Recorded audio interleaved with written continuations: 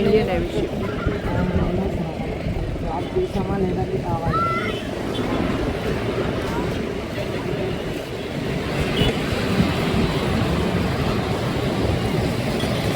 చేద్దాం అనుకున్నాను మీకు మధ్యలోన. వెళ్ళండి మీరు మరీ, నేను గొప్ప సినిమా అంత మాట అనేసారు. Trawler ship for trolley.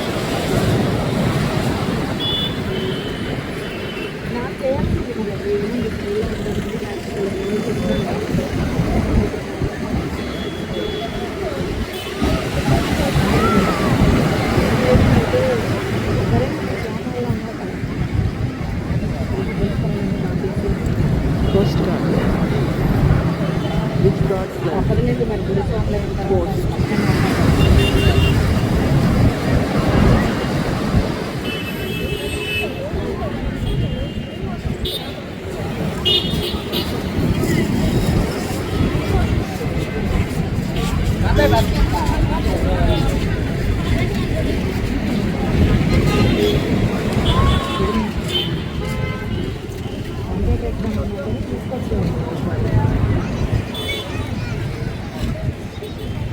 ఇప్పుడు నాతో వచ్చేస్తాండి ఇంటికి వచ్చేసి.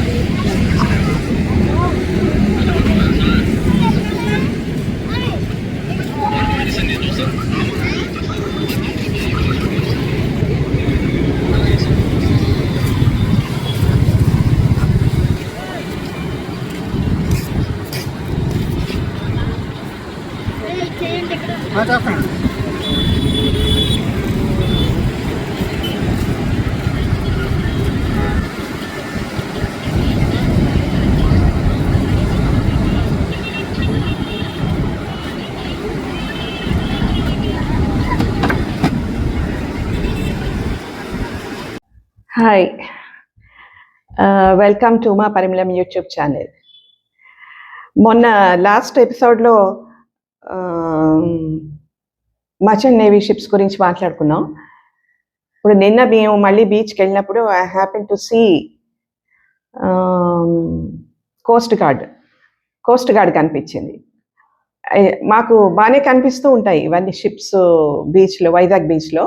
ఈ కోస్ట్ గార్డ్ రెగ్యులర్గా కనిపిస్తుంది, 1, 2 అవి వాటి డ్యూటీనే guarding the coast. Actually this is ఈ కోస్ట్ గార్డ్ అనేది ఇండియన్ నేవీకి సంబంధించింది. పోయినసారి మర్చెంట్ నేవీ షిప్స్ గురించి మాట్లాడుకున్నాం. ఇప్పుడు ఈ కోస్ట్ గార్డ్ అనేది ఇండియన్ నేవీ గవర్నమెంట్, అంటే మన డిఫెన్స్కి సంబంధించిన షిప్స్ అన్నమాట ఇవి. ఆ పేరులో ఉన్నట్టే అవి guarding the Coast, eastern naval base కదా వైజాగ్. సో ఈ ఈస్టర్న్ వాటర్స్ అంతా కూడా, ఈస్ట్ సైడ్ ఉన్న వాటర్స్ అంతా కూడా ఈ కోస్ట్ గార్డ్స్ వైజాగ్ నుంచి బయలుదేరి గార్డింగ్ చేస్తూ ఉంటాయి. అంటే అనేక రకాల షిప్స్ ఉన్నాయి ఇండియన్ నేవీలో. Coast guards, submarines, battle ships, aircraft carriers, huge aircraft carriers. అవి ఎంత పెద్దగా ఉంటాయంటే I think during 2014 or 15 INS Vikrant అది గ్రౌండ్ చేసేసారు, అంటే అది రిటైర్ అయిపోయింది. అది కొచ్చిన్ నుంచి వైజాగ్ వచ్చింది. మార్నింగ్ లేచి హ్యాపెట్ అసలు ఇలా కళ్ళు తెరిచి చూసేటప్పటికి ఎంత పెద్ద షిప్ అంటే అట్లా నిలబడి దర్శనం ఇచ్చింది. అదేదో వెంకటేశ్వర స్వామి దర్శించుకున్నంతగా ఎక్సైట్ అయిపోయాను నేను. అంత హ్యూజ్ షిప్ అది, అంత పెద్ద షిప్. అంటే డ్యూరింగ్ వార్ టైంలో ఎయిర్క్రాఫ్ట్స్ ల్యాండ్ అవుతాయి, టేక్ ఆఫ్ అవుతాయి. అది సినిమాల్లో చూసే ఉంటారు. అది ల్యాండ్ అయ్యే టైంకి స్ట్రాప్స్ ఉంటాయి, ఆ స్ట్రాప్స్ టక్మని పట్టేస్తాయి వాటిని. మళ్ళీ టేక్ ఆఫ్ చేసేటప్పుడు కూడా స్ట్రాప్స్ తీసేసి దే విల్ టేక్ ఆఫ్. ఇవన్నీ కూడా వార్ షిప్స్. మాకు సబ్మెరైన్స్ కూడా చాలా కనిపిస్తూ ఉంటాయి. సో నిన్న చూసింది ఏంటంటే కోస్ట్ గార్డ్, ఆ పేరులోనే ఉంది.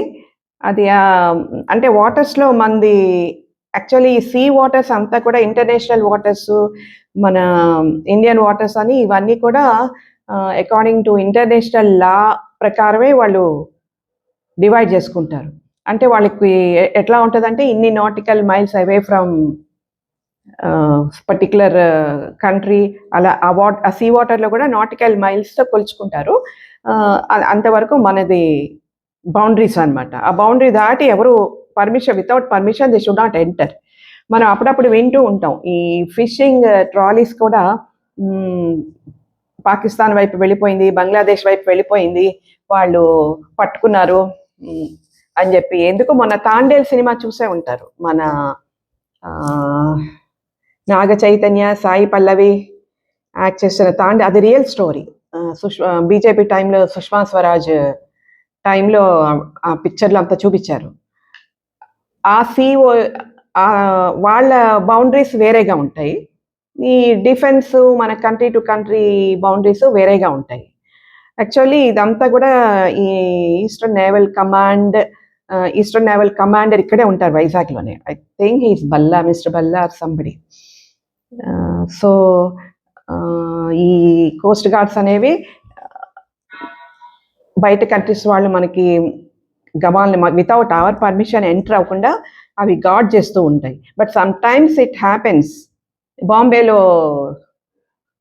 తాజ్ని కొట్టారు కదా వచ్చేసి, ఈవెన్ దెన్ ఈ coast guards in spite of all this defence system వాళ్ళు వచ్చి కసబ్ వీళ్ళంతా వచ్చి తాజ్ని కొట్టి వెళ్ళిపోయారు. So sometimes it happens. So enjoy this